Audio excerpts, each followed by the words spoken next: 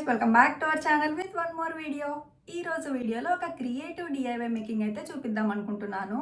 Creative ఎందుకన్నానంటే best out of the waste అనమాట. So నేను మమ్మీ ఇద్దరం కలిసి చేద్దాం అనుకుంటున్నాం. బేసిక్గా కొన్ని ఇయర్స్ ముందే మమ్మీ ఇలా క్రియేటివ్గా ఎంబ్రాయిడరీ వర్క్, పెయింటింగ్ అలా చాలా నేర్చుకుంది. సో అవన్నీ యూస్ చేసుకొని క్రియేటివ్గా ఎప్పుడు డిఫరెంట్గా ట్రై చేస్తుంది అనమాట. అంటే అన్యూజ్డ్ ఐటమ్స్ని కూడా ఎలాగా ఆర్గనైజ్ చేసుకోవచ్చు అని చెప్పేసి, అలాగా ఈరోజు మేము ఒక ఐటమ్ని అయితే ఎలా క్రియేట్ చేద్దాము, ఎలా టర్న్అవుట్ చేసామనేది మీకు ఈ వీడియోలో చూపిస్తాను. సో ఎవరైనా మన ఛానల్ని ఫస్ట్ టైం చూస్తుంటే ఛానల్ని సబ్స్క్రైబ్ చేసుకోండి, మన ప్రీవియస్ వీడియోస్ కూడా ఫాలో అయిపోండి. అండ్ వీడియోని ఎండ్ వరకు చూసి వీడియో నచ్చితే లైక్ చేయండి. సో ఇంకా లేట్ చేయకుండా వీడియో అయితే స్టార్ట్ చేసేద్దాం. Let's get started. So DIY వచ్చేసి ప్లాస్టిక్ పైప్స్ కనుక్కుంటున్నాము. దీంతో పాటు ఇంకొక పైప్ ఉంది. ఈ 2 సైజెస్ అయితే మమ్మీ ఎప్పుడో కట్ చేపించి ఉంచింది. అండ్ పెయింటింగ్ కూడా ఎప్పుడో అయిపోవాల్సి ఉండేది. బట్ నా కోసం ఇన్ని డేస్ వెయిట్ చేసింది అనమాట. ఎందుకంటే నేను వీడియో తీసుకొని మీతో షేర్ చేసుకుంటానని చెప్పేసి. సో ఇప్పటికైతే కుదిరింది. ఇంకా ఈ పైప్స్కి వచ్చేసి మేము ఒక రా స్కెచ్ అయితే అనుకున్నాము, పెయింటింగ్ అండ్ ఏం వేయాలి అని చెప్పేసి. సో అదైతే ఎలా టర్న్అవుట్ అవుతుందో తెలియదు కానీ బట్ ఒక ఐడియా అయితే ఉంది. ఎలా టర్న్అవుట్ అవుతుందో మాతో పాటు మీరు కూడా చూసేయండి. సో ఫస్ట్ అయితే ఈ పైప్స్తో స్టార్ట్ చేద్దాం. పైప్స్కి పెయింట్ వేసేసుకుంటే అది డ్రై అయ్యే వరకు ఉండాలి కాబట్టి మనకి టైం పడుతుంది నెక్స్ట్ ప్రాసెస్ చేయడానికి. సో ఫస్ట్ అయితే పెయింటింగ్ వేసేద్దాం అనమాట. బ్రష్తో వేద్దాం అనుకున్నాం బట్ ఎక్కువ టైం పట్టేస్తుంది అండ్ ఎక్కువ క్వాంటిటీ కూడా అయిపోతుంది కదా. సో దానికోసం అని చెప్పేసి స్పాంజ్తో వేద్దామని చెప్పేసి తీసుకొచ్చాము. సో ఇంత స్పాంజ్ వేస్ట్ అయిపోతుంది కాబట్టి కట్ చేస్తున్నాం.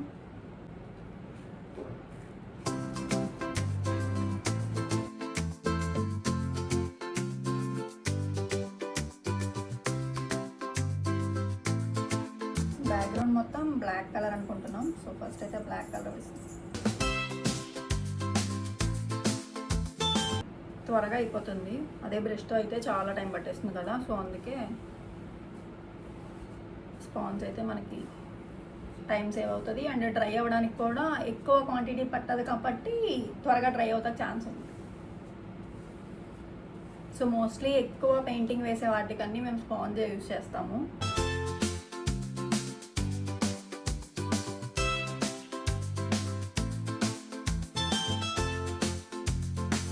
సో ఇప్పుడంతా క్లీన్ చేయడానికి మన దగ్గర టిన్నర్ అయిపోయింది. ఆల్రెడీ యూజ్ చేసి టిన్నర్ కూడా అయిపోవచ్చింది.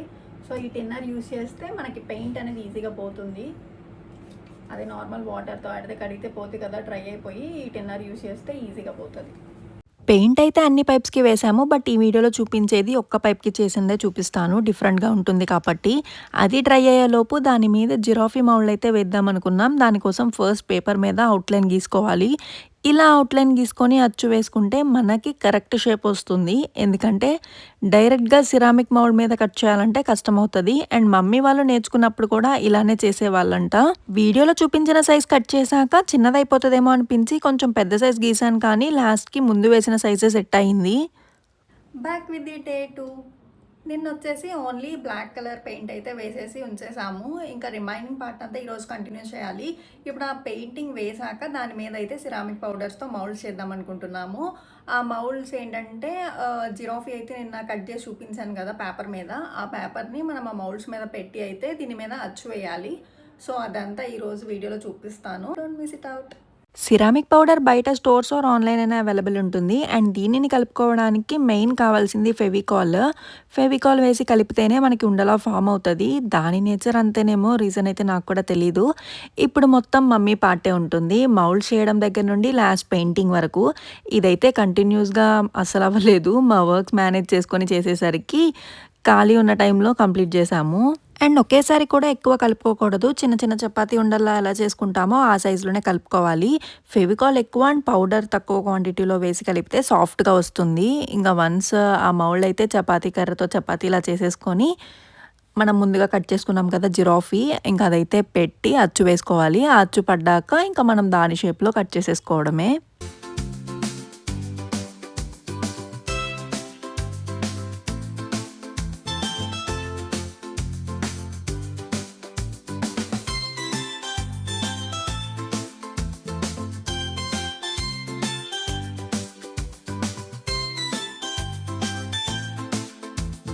పౌడర్ వచ్చేసి కొన్ని డేస్ బ్యాకే ఇంట్లో ఉండిందనమాట. సో, చేస్తున్నప్పుడు కొంచెం వెంటనే అవ్వలేదు. ట్రయల్స్ వేసి లాస్ట్‌కి కరెక్ట్‌గా తీసుకొచ్చాము. అందుకే పక్కన ఎక్స్‌ట్రా పౌడర్ ఆ మెస్ అంతా కనిపిస్తుంది వీడియోలో. మౌల్డ్ అయితే జిరాఫీ షేప్‌లో కట్ చేసుకున్నాక పైప్ మీద అంటించాలి. దానికి కూడా ఫెవికాలే కావాలి. మాకు షేప్ కోసం కట్ చేసిన పేపర్ పెట్టి దాని ప్లేస్‌లో గమ్ అయితే రాస్తున్నాము. షేప్ పాడవకుండా ఇద్దరం పట్టుకొని ఆ గమ్ రాసిన ప్లేస్‌లో అయితే అంటించాము.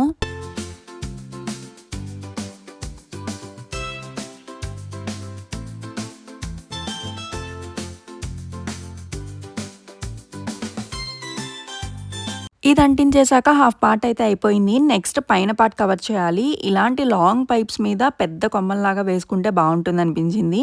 అండ్ జిరాఫీ కూడా అంతే కదా! ఎక్కడో ఉన్న కొమ్మలకి ఆకులే కదా తినేది. 2 విధాలుగా సెట్ అవుతదని ఇంకా పైన నేను ఆ షేప్‌లో గమ్ రాస్తుంటే మమ్మీ షేప్స్ చేసిస్తుంది. ఏం లేదు సింపుల్‌గా ఇంకా కొమ్మలు వేసి దానికి ఆకులు వేయడమే. మమ్మీ ఇలాంటి సింపుల్ డిజైన్స్‌తో పాటు చాలా డిజైన్సే చేసింది. మా ఇంట్లో డెకరేషన్ పార్ట్‌లో హాఫ్ మమ్మీ పాట్ పెయింటింగ్సే ఉంటాయి. ఈసారి చేసిన వర్క్ అంతా ఒకసారి చూపిస్తాను. నేను పెయింటింగ్స్ అవి వేస్తాను కానీ ఇలా మౌల్డ్స్ అయితే ఎప్పుడూ చేయలేదు. ఇంకా నేను కూడా లీవ్స్ షేప్స్ అవన్నీ చేశాను. తర్వాత చూడండి ఇద్దరం ప్యారలల్‌గా అయితే అంటిస్తున్నాము. మళ్ళీ పిండి కలుపుతుంది. ఇంకా చేసి నాకిచ్చిందనమాట. భలే సాఫ్ట్‌గా ఉందని ఇంక చూస్తున్నాను. తర్వాత నేను కూడా షేప్స్ చేశాను. ఇద్దరం చేస్తే త్వరగా కంప్లీట్ అవుతది కదా అని చెప్పేసి. నార్మల్‌గా ఇదే డిజైన్ పెయింటింగ్ కూడా వేయొచ్చు. బట్ రియలిస్టిక్‌గా ఉండదు. అంటే ఇది టచ్ చేస్తున్నప్పుడు సమ్ రియల్ ఫీల్ లాగా అనిపిస్తుంది. అండ్ అట్రాక్టివ్‌గా కూడా ఉంటుంది. మౌల్డ్స్ అయితే కంప్లీట్ చేసేయాలని ఇద్దరం స్పీడ్‌గా అయితే చేసేస్తున్నాము.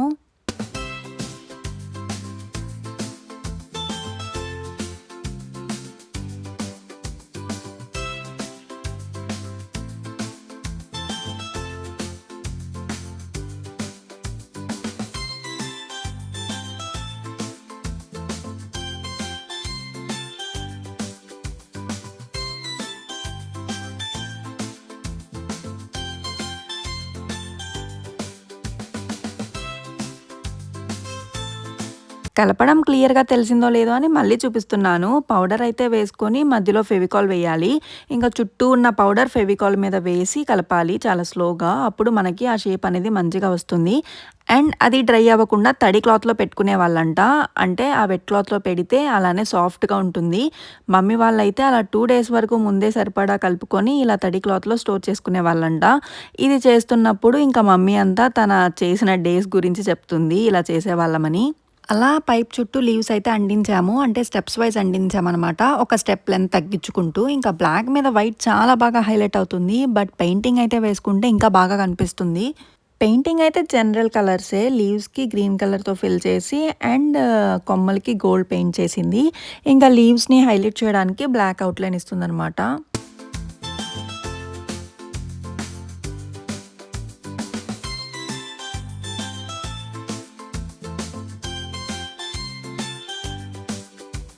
Next giraffe painting. యెల్లో అయితే మొత్తం వేసేసి అక్కడక్కడ బ్లాక్ కలర్‌తో బాక్స్ షేప్‌లో వేస్తే వి ఆర్ డన్. వేస్తున్నంత వరకు ఎలా వస్తుందో తెలీదు. కానీ కంప్లీట్ అయ్యాక చాలా బాగా అనిపించింది. సో, మొత్తం అయిపోయాక చూపిస్తాను.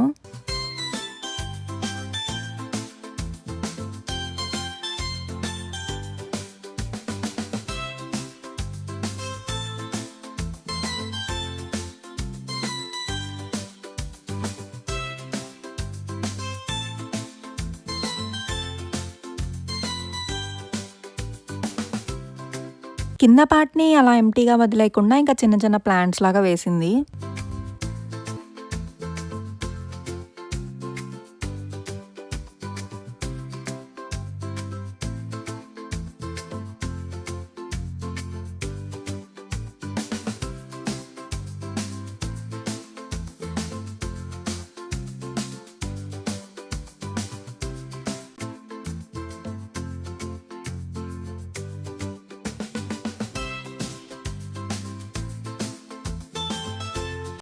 డేస్ టైం తీసుకొని చేసిన ఫైనల్‌గా our creative flower vase is here. Flowers ముందే సెట్ చేసాము ఏం పెట్టాలని. అండ్ మీకెలా అనిపించిందో కామెంట్ చేయండి. ఇంతవరకు చూసారంటే ఎంతో కొంత నచ్చే ఉంటుంది కదా! ఇంకా ఇదొచ్చేసరికి టీవీ యూనిట్ దగ్గర సైడ్ పెట్టాము. నార్మల్ ప్లాస్టిక్ పైప్‌ని ఇలా టర్న్ అవుట్ చేసాము.